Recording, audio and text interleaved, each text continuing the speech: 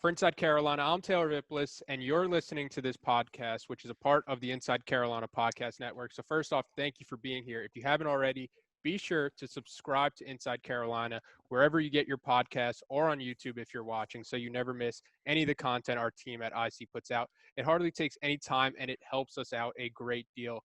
Also, speaking of support, we want to support the people that support us. So that's why I've got to remind everybody about Johnny T-Shirt. Johnny T-Shirt is the go-to shop for all things Carolina apparel. They've got your football jerseys, the retro jerseys Carolina wore. I know Johnny T-Shirt has those. The T-shirts, the hats, and as the weather gets cooler, they've got all the Carolina hoodies and jackets you could possibly want. Also, Christmas is approaching, so get your holiday shopping done early for the Tar Heel fan in your life or for yourself by going to johnnytshirt.com, or you could visit them right on Franklin Street. And don't forget, Inside Carolina premium subscribers save 10% off their orders. All right, let's get to it. As always, I'm joined by my fellow Carolina football lettermen, Mike Ingersoll and EJ Wilson.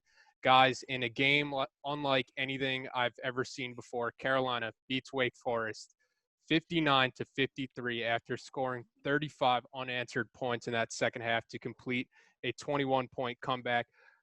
Mike, starting with you, what were your general takeaways from this game? I guess we have to score 60 points to beat people, and if we don't get over that, Notre Dame is going to roll our next week. That's just the way it is. But I saw some good things in pass protection. I saw some guys that were playing like McKeithen, who hasn't gotten a ton of snaps, or at least not as many as I would expect this season. I saw some good things out of some of those guys. Saw good things out of the offensive line generally, particularly in the run game, which I think in the second half was a little more obvious than in the first half. But there's a lot to work on, both offensively and defensively. We'll get to that. The one thing I'm still a little concerned about is clock management, particularly in 2-minute situations or hurry-up situations. I ticked off at least 2 separate instances. We were under a minute, and at one point we had 11 seconds in between a play and then 18 seconds between another play. It was actually the play right before we threw the debatable interception to De'Ami Brown there on the 1-yard line down the sideline. But, the play right before that, or to get to that play, I should say, we ate 18 seconds off the clock in a situation where we could have really used those 18 seconds. A play or two before that, we ticked off 11 seconds of game clock. I don't understand how that's possible in a hurry-up situation, particularly when you run a no-huddle offense. So we've got some things we have to work on in terms of clock management, situational management, but overall execution. It was a pretty good day offensively. EJ will get to defensively, obviously. EJ, what about you? What were your biggest takeaways from this game? The biggest takeaway is that for one half of football, we look like the same, sorry to be harsh, but same incompetent defense that we look like all season. I mean, we couldn't stop anything. It looked like it was 7-on-7 or something out there. We had no pass rush, no pressure on the quarterback. So he had all day to stand back there and throw the ball. And as usual, we gave up way too many big plays, especially in the running game. I mean, we almost gave up a season's worth of rushing yards, in total offense in one game. And it's just kind of bad to see. But something that we've always talked about is just our with the type of offense that we have, our defense putting us in the position to win. And I do think that from about the middle of the third quarter on through the end of the game, they played the type of defense that I think pairs well with our offense. I mean, we were able to get pressure on the quarterback. I mean, you and I were talking off air about Vohasek and how he's just had the best grade of anyone on defense and how he's just kind of becoming a bigger presence in the pass rush game as he is controlling the line of scrimmage on running plays. So, I mean, that was good to see some of that in the second half, but I think we're yet to put a complete game together, and there's still a lot of things that worry me, the pass rush, the missed assignments in the coverage game. But Wake Forest's receivers also made a lot of great plays. I mean, I have one in my notes, one play where we had a great blitz call, great pressure on the quarterback. It's just the wide receiver made a better play and made a better catch over our DB. So, I mean, it's not as bad as it has been, but I think that we just kind of ran into one of those days where both offenses were clicking, and I'm just glad our defense was able to kind of stop the flood waters before they got too bad and kind of ran in enough for our offense to save the day for us. And we finally, like Mike said, we finally found out how many points it takes for us to win a game, and it's 59 to 60 points. Yeah, for my takeaways going off that, it's encouraging that your offense can score 59 points, but it's also pretty discouraging that it took 59 points to beat a team like Wake Forest. That first half defensive performance from both teams, frankly, was awful, dreadful. Any word that you could kind of find to describe that. Carolina was down 11 at half after giving up 395 yards and 35 points in one half of football. But then you also you can't ask for your takeaways in this game without mentioning a player like Sam Howell, where I think I've mentioned it. You're always going to have a chance in a game, no matter how bad the defense is, when you have a guy like Sam Howell and all the talent really around this Carolina offense. So it's encouraging to have a player like Sam Howell. It's encouraging to have a great offense. It's discouraging because if Carolina shows up that way against Notre Dame, that game's going to be over by the time the first quarter's even over. But on the same side, this is still a young team. They overcame a 21-point deficit, tied the largest comeback in school history, which was the 2015 game against Georgia Tech, which was also the last year that Carolina went 3-0 against State, Duke, and Wake Forest. So it is pretty encouraging in that regards. But before we get to the football technical standpoint, what were your guys' thoughts on the uniforms, EJ? The uniforms were amazing. I mean, I kind of thought, when you think about it in the grand scheme of things, the Carolina uniforms, up until the last, I'll say, 5 to 6 years, we really didn't see too much variation, or so we thought. I mean, you see all the chrome helmets, you see the dark blue jerseys, the blue jerseys, all that stuff looks cool, but to kind of take it back to something that's really simple, classic. I mean, it looked great to me. And I think what really stood out to me was kind of the throwback letter, the throwback shadowing on the letters. I mean, it just looked really good. And I mean, I think our defense thought that there were basketball jerseys, so we gave up basketball amount of points. But other than that, I enjoyed everything about those uniforms, man. Mike, what do you think about the uniforms? I loved them. I mean, we were asking to get those throwbacks when we played. They are, in my opinion, some people disagree with me. In my opinion, I think those are the best Carolina football uniforms that we've ever had. I am a big fan of having the Argyle kind of implemented throughout the uniform now. I think our uniforms now are very clean. But those Carolina uniforms with Carolina across the shoulder there, with the striping, it looks classic. And then you add in that super traditional old school shadowing on the numbers like EJ was talking about. The whole thing just pops and it looks really good. They even had the helmet stickers, the Tar Heel foot helmet stickers on the back of the helmet, really bringing it back to the old Mac Brown days. So I mean, I thought they were exceptional.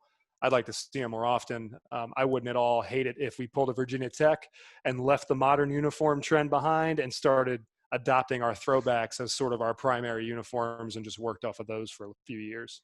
Yeah, I jokingly tweeted that my biggest takeaway from the game was that I wish these uniforms were here to stay forever, but that is kind of how I feel with, like, I understand the thought process behind wanting the Argyle, but kind of like you guys were saying, that uniform just looked so clean and so simple, and it was kind of unique to that late 90s era of Carolina football where you had guys like Dre Bly and a defense that was a heck of a lot better than that first half performance. But getting to the football questions, Mike, I want to start by giving Sam Howell his props. He throws for 550 passing yards. He throws for 6 touchdowns.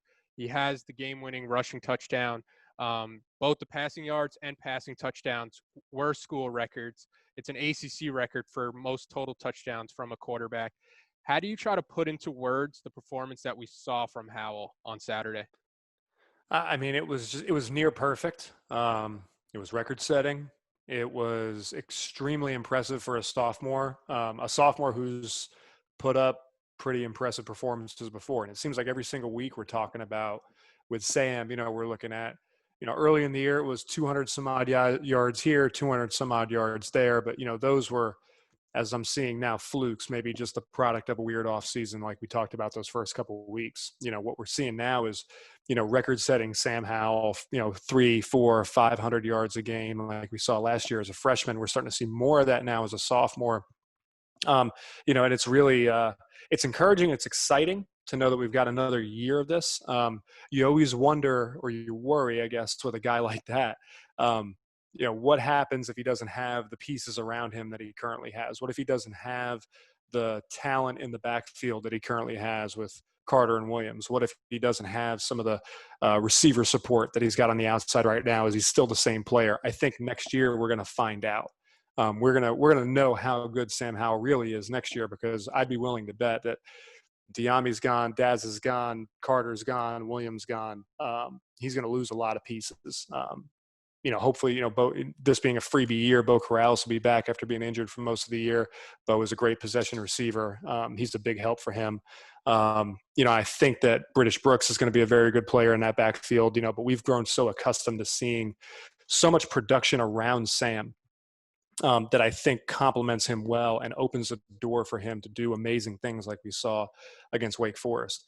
The other concern I have is that what happens if Sam has a bad day? We jokingly say we got to drop 60 points to beat people, like 59, 60 points. That's our sweet spot.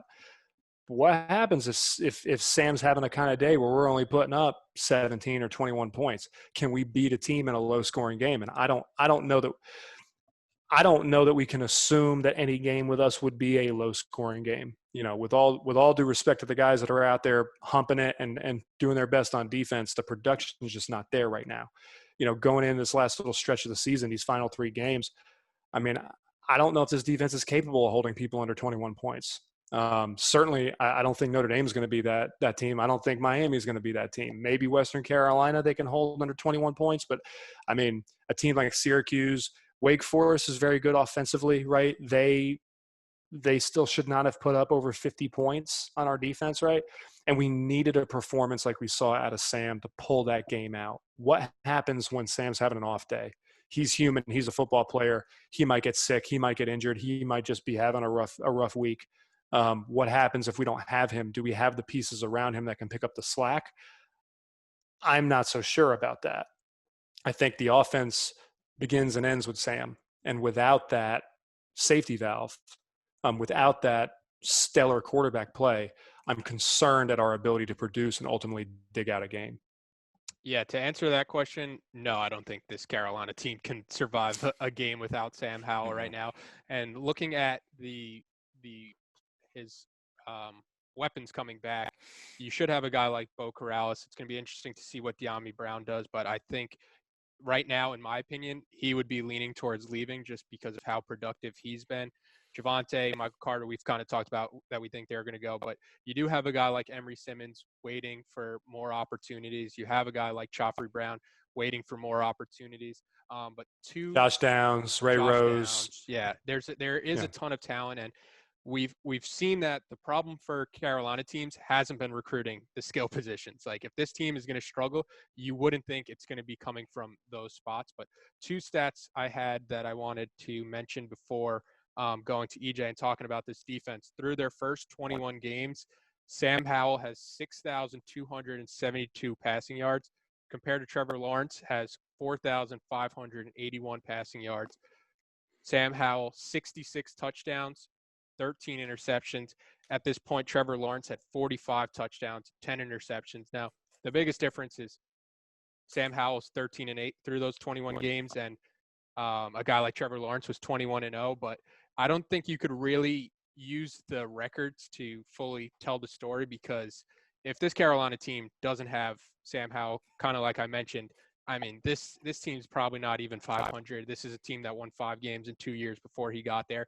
And then also North Carolina is plus 133 in the fourth quarter over the last 2 seasons. Sam Howell specifically is completing 66% of his passes, 17 passing touchdowns, 3 rushing touchdowns, 0 turnovers, which is probably the biggest thing in that. And it helps that this Carolina team is playing from behind a lot, but they also have a pretty special quarterback in Sam Howell, who's probably going to be the first quarterback that hears his name called in the 2022 NFL draft. And unless somebody comes out of nowhere at this point. But EJ, enough of the positives for a minute.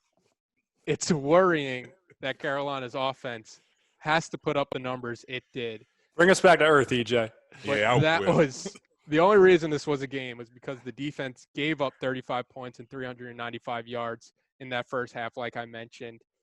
What were you seeing, and why was it so bad? And why was the punt in the middle of the second quarter not the end of the game like I predicted when it happened? What I saw was, as I mentioned, it's just the poorest defense in general. It's kind of hard to explain because it got to a point where what I was watching was so bad. I tried to not watch. I tried to pay attention as much as I can to speak knowledgeably about it on this podcast here today. But we all saw the Olay defense that happened. I mean, we were out of position. We were missing assignments. We weren't getting pressure on the quarterback when we should have been getting pressure on the quarterback, which allowed him to stand in the pocket and allowed those wide receivers to make plays. I mean, even sometimes when we ran a great pressure and the blitzer got home, their wide receivers were just making plays. I think we kind of ran up against an offense that knew that they were playing against a weaker defense. They knew that we had problems with our plan assignment and sound football. And they took advantage of that. There was a group that came out there. They played more disciplined than us. In the first half, they even played more physical than us, which I was really disappointed to see, especially with how our defensive line's kind of been playing. Yeah, it's been porous and they've missed some assignments, but at least we brought a certain level of physicality to these games. And I mean, of course, we saw more consistent play from Ray Vohasek, and Miles Murphy is really turning out to be exactly what we thought he's going to be. But we need more help on the edge of that defense. You saw a lot of those big plays bouncing outside to where our stand-up end should be. And I just don't think they're holding up integrity. They're peeking in and they're letting the tight ends and these offensive linemen position block them. I'm not saying that they're necessarily getting out physical, but when I can just turn my hips and take you completely out of the play for a cutback, then I'm going to do that. And that's a lot of what I saw. In the second half, you saw a team that was determined. I think they really understood, or maybe they went and popped our podcast in and said that our offense is going to score 45, 50, hey, even 60 points. We just need you to hold these guys and slow down the bleeding. And I think we were able to do that throughout the second half. I don't know why we can't do that the whole game. I mean, it's the same personnel out there, but I will give kudos to Chad Surratt for coming through and making one of the best plays, I think, and what I think will be one of the signature plays of his career at linebacker when he got that sack to kind of seal the deal in the game. But we got a big game out of him, a big day out of him after I know some fans and other people have been kind of hard on him. And as we talked about in the last podcast, he's overcompensating for some of the mistakes that his teammates are making, and he's putting a lot of pressure on himself. But I think he played a lot. I think he really played within his talent, within his comfort level, and he led our defense to a good second half. Now, I don't think we have the I think this defense instantly takes us out of the running to talk about really seriously competing for the ACC championship. I mean, it's time to kind of get blunt and real. We could end up somehow luckily playing for this game, but we don't have the caliber of defense that can do that. We don't have the defense that can make a big play, get a big takeaway, get a big sack, or get a big stop, or, as Mike mentioned, even hold somebody under 21 points. I just don't think we have the caliber of defense to do that. I do think over these next few games that we have coming up, I do think it's going to take some Herculean effort from our offense to pull if we have a chance in these games. I think it's going to take maybe another record-breaking performance from Williams and Carter, another record-breaking performance from Howell to pull these games out. It's just really fearful. I'm honestly to the point now where I don't have any confidence in our defense. I just hope we somehow figure out a way to score more points than other teams. That Notre Dame offensive line is coming to town for that D-line.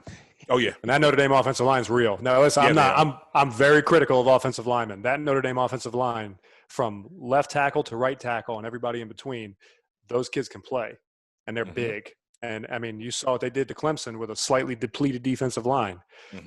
Listen, I think we got some good defensive linemen, particularly on the inside, right? But Clemson is a different animal. There's a reason why they recruit the number 1, 2, 3, 4 recruiting class every single year. Like they are loaded on the defensive line, even when they have injuries. And that Notre Dame offensive line did whatever they wanted to do to those boys. So our D line is going to have some work cut out for them. I've seen crazier stuff happen. I mean, I watched a very similar roster last year right here in Chapel Hill take number 1 Clemson down to the wire. So, I mean, we've seen some crazier stuff. But you know, that Notre Dame offensive line is coming, and they better have a plan. Yeah, going along with the defense and kind of tying in the offense, the only problem with the historic offense, and I mentioned this in my post-game video, is that their margin for error paired with this defense is so small. It does feel like you have to score a touchdown on every drive, and that's putting a ton of pressure on one side of the ball. And, when you look at the defense and kind of what went wrong, it seemed like they lost contain a bunch on the outside. It seemed like they couldn't cover over the middle. Now, I don't know if it's the secondary necessarily, or just putting linebackers in coverage, and the linebackers like Gemmel just can't stay with a faster guy.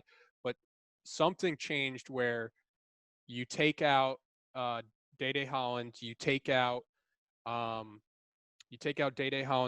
out who's the other safety? Not Don Chapman. Oh, you take out Cam Kelly, and then you Mm-hmm. rotate Trey Morrison back to safety. Tony Grimes comes in at corner, and then Jaquarius Conley. So Carolina in that second half, they were relying on a lot of the younger guys, and the younger guys seemingly got the job done and gave this Carolina team a chance. But EJ, from a schematic standpoint, what did you see from this Carolina defense in that second half that kind of led to them having the chance to get back in a game? I think a lot of it was some of the changing of personnel that we saw, but honestly, I didn't see a different defense schematically than we always see. And this is something that we talk about. I mean, it's kind of hard to change things schematically with a defense if you're game playing against the offense, because the offense is just going to do more of the same. It's more so reading your keys, playing sound football. And I think that's more of what we saw. I think that a lot more of our pressures got home, and we got a lot more pressure on the quarterback. That's when you saw sack numbers. I really think that was part of the difference in our game. Maybe putting some of the younger guys in allowed our guys a better chance to get there. But I mean, Hartman wasn't as comfortable in the second half as he was in the first half. So I don't think anything really changed X's and O's wise. I think the guys just kind of nailed down. We got some fresh blood on the field, and they nailed down on their assignments. And we got a Herculean effort from our leader. And I mean, you even saw Gemmel come through. Yeah, he struggled a little bit with. I mean, he's guarding wide receivers. He's in position, but at that point, I mean, that's simply athleticism against athleticism. And he did the best job that you can really expect him to do in that situation. So I think that's one of the things we changed when they did switch those safeties. I think some of that coverage changed, but for the most part, I think it was making them uncomfortable in the backfield. I really do have confidence in this defense, and I think that when we go out and we execute, I really think that we can play the type of football that we played in the second half. But for some reason, it takes some sort of drastic personnel change or something for things to click. A couple Or of 30 weeks ago, points or 30 points dropped on you in the first half, a la Florida State, UVA, Wake Forest, right? Mm-hmm. I wonder what that halftime talk was like, because I can't imagine it was pretty in there. It wasn't pretty. It was nothing that could be played on any type of media outlet or anything that could be posted on their social media. So I don't. It's nothing that the general public will probably be comfortable with hearing. But something needed to happen. Something needed to happen, because you could see after that first touchdown that Wake Forest scored in the second half that the defense kind of woke up and they started making some big time plays. And whatever needs to be said, I think that just needs to be the pregame speech from now on. Maybe we should just do something where our defense just imagine that we're down by 35, and then maybe we'll start to play a little bit tougher. But I mean, like you said, I really don't have any confidence that if if we don't score 45 to 60 points that we can win a game right now, and that's including against Western Carolina. Yeah, it looked Yikes. It looked like they started to kind of sell out the run, and then with those new guys in the secondary, we're giving them a better chance to cover. So it would be something to look forward to in the Notre Dame game to see if they can kind of replicate that. But the talent level from Wake Forest to Notre Dame, like everybody's kind of hinted, is pretty drastic. So it's something where even if those guys, if you have a guy like Tony Grimes and like Jaquarius Conley come in and they're struggling, like I don't think that's really an indication to how well this future of this defense can be, because putting those guys in against teams like Notre Dame, it's asking a lot, and that pass rush is most likely going to be slowed down against a Notre Dame offensive line. I think I saw a stat they returned like 130 something starts from over their careers going into this year, and it's an offensive line that just keeps getting better. But Mike, we gave Sam Howell his credit earlier, but this entire offense contributed to a program record 742 yards. That almost looks like a typo reading that out. But looking at all the contributors on offense, we've talked about the running backs a lot. Javonte Williams and Michael Carter, they're special. But De'Ami Brown and Daz Newsome combined for 352 receiving yards and 4 touchdowns on Saturday. How ridiculous is it that Carolina has this much NFL talent on its offense? I mean, we've seen it before, right? We saw it in 2015. We saw it. We saw it in 2016 with Mitch. They've been loaded on the offensive side of the ball before in the very recent past. Not so much on the defensive side of the ball. And you see where the imbalance happens there, and sort of what ultimately will happen to a team like that, right? They'll win games that they'll win most games that they should win. They'll win a couple games they shouldn't win, and there'll be a bunch of head scratchers mixed in. Florida State, UVA being head scratchers, giving up as many points as we did to Syracuse, head scratcher. 53 points to Wake Forest, who's a good offense in their own right, but not 53 points worth of offense, right? I mean, that's a head scratcher. So, I think this goes back to what I said earlier about, the weapons that Sam has around him, and the support system he has around him. The reason, Sam is incredibly talented, but part of the reason why he's able to be as successful as he is, as young as he is also because of the people that he has around him from a personnel standpoint. He does have a embarrassment of riches of NFL talent. Whether those guys are Pro Bowlers or even NFL starters, doesn't matter. They are, for the most part, draft picks. You've got Javonte Williams makes your life a whole lot easier because every single time you hand the ball off to that guy, he's going to break 19 and a half tackles and he's, going to get 16 yards after contact. I mean, it's just going to happen. And that's if, everybody goes one way and he goes the other way, he's still going to get you yards somehow, some way. That safety valve for Sam makes Sam a much more effective safety valve for our offense and for our team. Having guys that you can rely on to get open. I hesitate to say catch the ball because we've had the dropsies this year in various games. But having guys you can count on to get open that are just mismatches from a talent perspective against the guys that they're lined up against, like De'Ami Brown, like a Daz Newsome, speed, route running ability. I mean, there's a reason he was on the Blitnikoff watch list, preseason. That sort of stuff really complements Sam's game well. Those are the types of guys that are good enough athletes that when you get into a scramble drill or you play is breaking down a little bit, Sam's holding on to the ball for a little too long, which we've seen Sam has the tendency to do. Those guys are able to get open, get off of their route assignments and get open and give him a nice secondary option to get the ball to. So a lot of that is just mismatches from an athletic standpoint.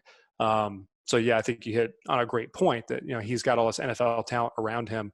We've seen the success that can give players, like a Marquise Williams, like a Mitch Trubisky, when you are just completely surrounded by, future NFL talent, or guys that'll at least get a shot, because there's not a lot of guys in college that get a shot, right? So if you're surrounded by guys that at least get a shot, they should be at least a step better than the guys they're lined up against. And that's a recipe for success, at least on one side of the ball. Yeah, this offense is going to draw the most comparisons to the 2015 UNC team and to a lesser extent the 2016 UNC team.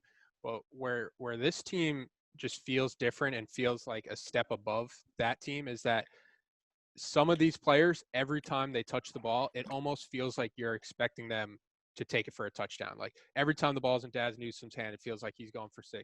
Joffrey Brown, De'Ami Brown, every time Javonte Williams and Michael Carter, feels like they're one play away from breaking a play for a touchdown. Where in the 2015 team, you had a guy like Elijah Hood who was more like he'll wear a defense down and then he'll have like a 20-yard rush, a 20-yard rush here and there. And then a guy like TJ Logan was kind of more of a complement back instead of like two equals, which it feels like Michael Carter and Javonte Williams are at this point with how equal their touches are. And then You look at Michael Carter's yoked. I mean, this kid flashed across my screen yesterday, and his bicep was about to rip off his bone. I mean, this kid was huge when he scored the touchdown.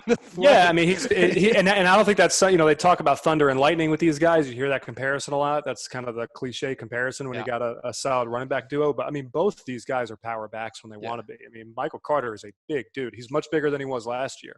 Yeah. He put on some size, and obviously Javonte is, Hercules back there. But I mean, they're don't sleep on Michael Carter. I mean, that kid is a weight room warrior in his own right. And then comparing the receivers from the 2015 and the 2020 team, the drop rate is significantly higher for this 2020 team, and that's really their only major flaw as a unit. But you look at like guys like Quinshad was awesome, probably one of the best receivers. He still has the touchdowns record for a career. I think it's 25. De'Ami Brown's at 21. So he's slowly hawking them down with 2 games and then a bowl game for that record. But Quinshad was more of a possession type receiver where against like the Virginias, he would just have like 16 catches a game for like 140 yards. And you had guys like Switzer and Mac Hollins who it felt like they could take it for 6 every time. But this team, it just feels different where the sense that every option basically for this offense feels like they can take it all the way. Well, you worry about wasting that too. Like that goes back to the point we made after the UVA game. Lauren Brownlow had that article about, we're in danger of squandering a historic UNC offense. I don't think that's changed in the last couple of weeks. This is an offense that can put up 59, 60 some odd points whenever they want to, almost automatically. You don't want them to need to do that, but they can clearly do it. It's an offense where if this team has an average to even slightly below average defense, they're 8-0. Yeah, we're sitting here.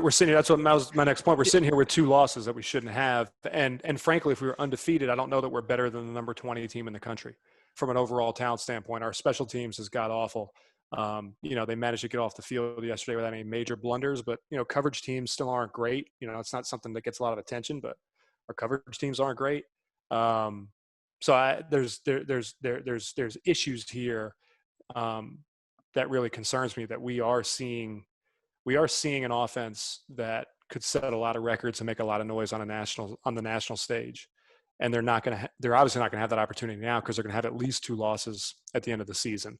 But even if they were undefeated at this point, I don't know that this is the kind of team that you want to roll into the playoff against Alabama or Ohio State.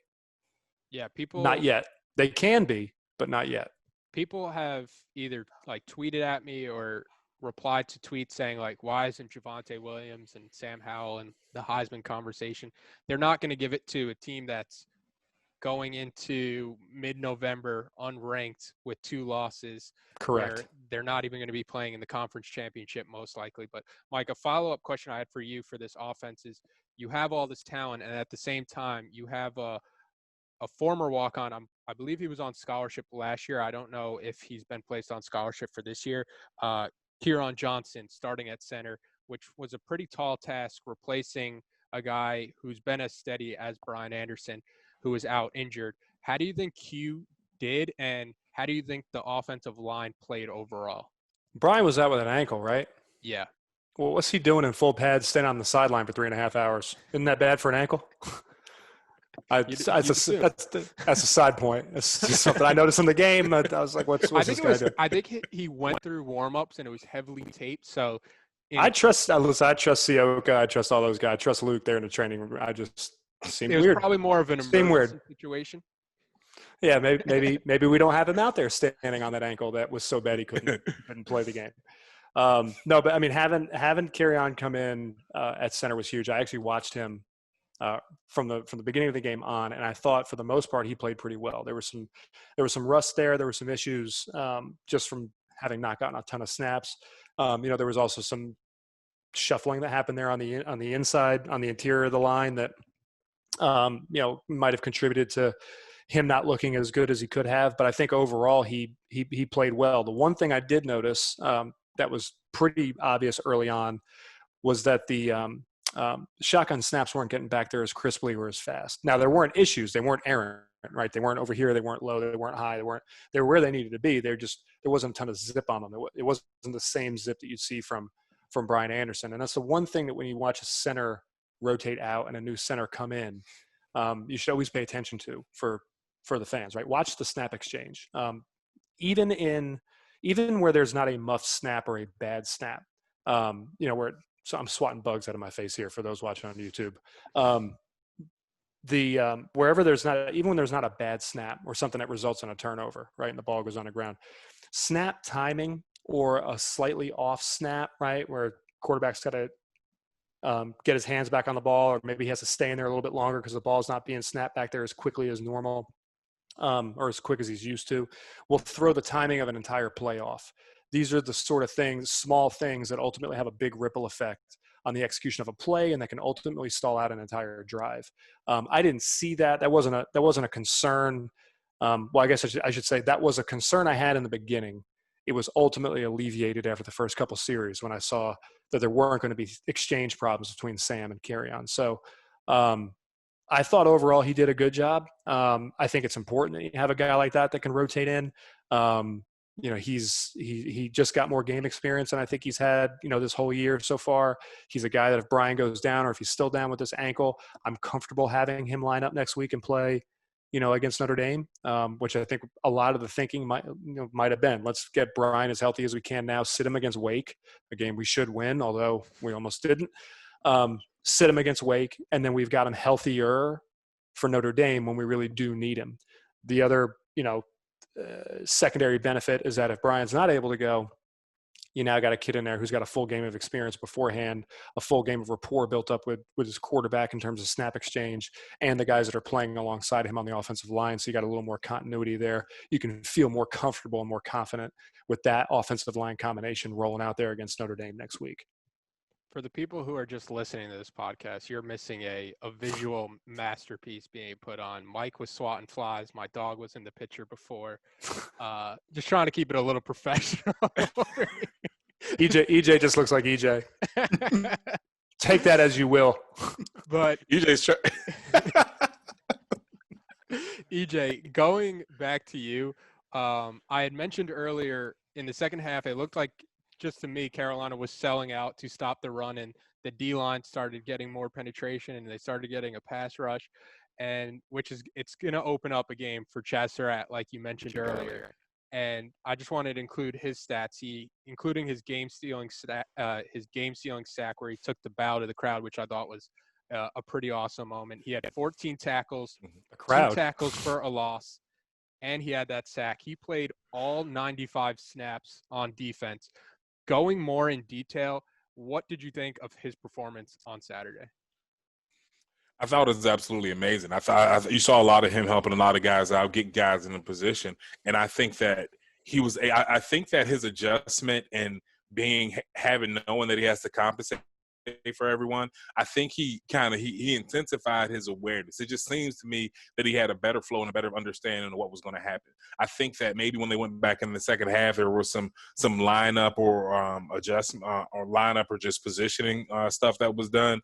But overall, like I said, I think they had him lined up about the same way all game. But he just went out there and he played his heart out. I think that he kind of has taken it on his shoulders that he has to be the man for this defense. He has to be sideline to sideline. He has to make some of those big splash plays like he did at the end of the game. And we're just seeing a more sound game from him. You didn't see the missed tackles. So I don't think that he's pressing. I think that he has a better understanding. I think that he understands that, yeah, sometimes guys are going to make mistakes. It's not my job to necessarily make up for them, but I can damn sure try. And I think that's what he's doing. I think he's locking down his assignments. I saw him play a lot more physical near the line of scrimmage in the second half of the game, and I think he set the tone for the rest of the team.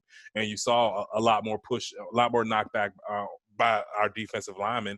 I mean, you're always going to get that for number 51, but you saw some of the younger guys come in, get some tackles for loss, get some sacks, and that's what you want to see. I mean, I think there's naturally going to be a drop-off from them to our first defensive line, but that's just because of the incredible play of guys like Ray. But if those guys can come out there, if they can take up those linemen and continue to keep Chaz clean, I think we're going to continue to see games like this. And hopefully over the next couple of weeks, I hope he can get some rest and get some really intense film study going, because we're going to need him against Miami and Notre Dame. I think that he's one of the athletes that we do have on defense that's comparable to some of the athletes he's going to be lined up against. So I think guys like him, Vohasek, Jeremiah Gemmel, those guys are going to have a big day ahead of them, and we're going to really need some big plays out of them if we even stand a chance of not giving up 100 points. Did you see that sack that Vohasek had where he spun between a double team? He split a double team on a spin, but he was only halfway through his spin when he hit the double team,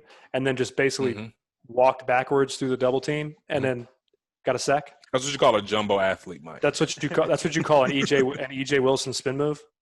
That was pure power. I mean, that was just I couldn't get over that when I saw it, and I thought, EJ's gonna have something to say about that. EJ didn't. I had to prompt him. So, thanks for disappointing me again, EJ. Appreciate it. Yeah. Oh, you're welcome. Is Neek in the room? I saw the light come on behind you. Is Neek back there? Oh, Neek can't hear me because you got a headset. I was going to yell at her. EJ's married, by the way, for those of you that are surprised by that. Chaz Surratt playing 95 plays on defense is crazy, especially when you consider, his effort level from – They had 95 plays? Yeah, effort level snap one.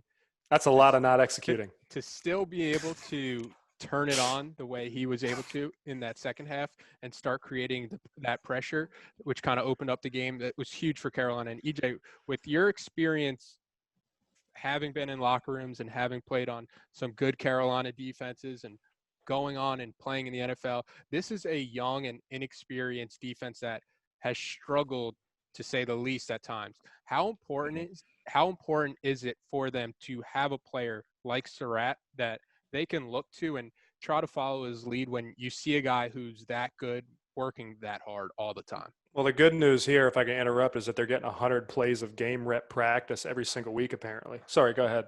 Which is absolutely ridiculous. They should have 60, but they're getting an extra. They're getting 2.5. They're getting about 1.5 times the amount of plays they should be running. I digress. Go ahead. Sorry, Taylor. Sorry, EJ. You think about some of the defenses that we played on. The same defense that we had in 2009 that was going to the postseason, ranked number 2 against the run, is the same defense that was there in 2006 and 2007 that looked eerily similar to some of the defense that we're seeing play now. Not as bad, but eerily similar and I think what really turned around was some of those leaders and some of that talent that we did have.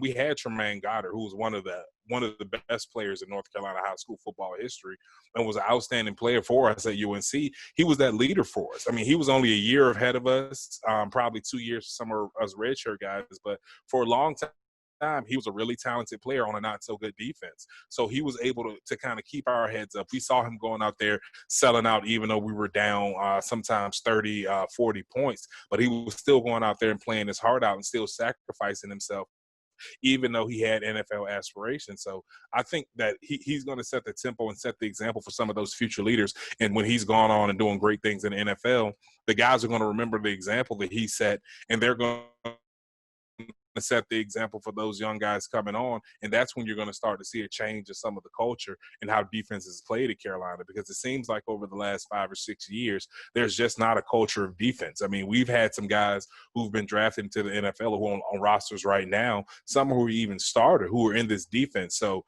the talent level obviously seems to be there, at least the guys on the next level do.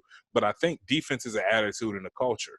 When Coach Davis and Coach Blake, rest in peace to him, came in our defense, it changed. It changed our mentality. It changed how we approached the games, the preparation. It changed how we took on knowing what the guy beside us was supposed to be doing that can make us interchangeable. Just in case a guy go down, we could have the next man up mentality. So I think that defense is one of those things. It's a culture thing. I mean, offense, you can plug and play some of that talent and get a lot of NFL talent like you've seen that we have now in different schemes and do that. But if you have guys who don't have a certain mentality, doesn't matter what system you're running or what the X's and O's are, it's just not going to happen. And you're going to see a team and a program that's going to continue to be okay with playing subpar defense, and that's just not going to work. So he needs to be that change. And And his legacy needs to be that he changed the culture at UNC back to the defensive program. All right, guys, I have to double check, but I'm pretty sure there's no podcast next week with the bye week. So we'll be back after the Notre Dame game to break it all down. It's interesting. The roles are kind of reversed for this Carolina team where they're normally the hunted, and now they get a chance to knock off a top 5 team at home. That game is Friday, November 27th, 3:30 kickoff on ABC. Kind of bummed it's not going to be a noon kickoff. But Carolina looks to protect its home field advantage. Where We're going to look great till the sun goes down. The Tar Heels, which is about 5 o'clock nowadays, Yeah. where the Tar Heels are 4-0 this year at home. Guys, enjoy the offensive lineman's favorite holiday, Thanksgiving, and we'll catch up soon. Oh, definitely. Have a good one. See you guys.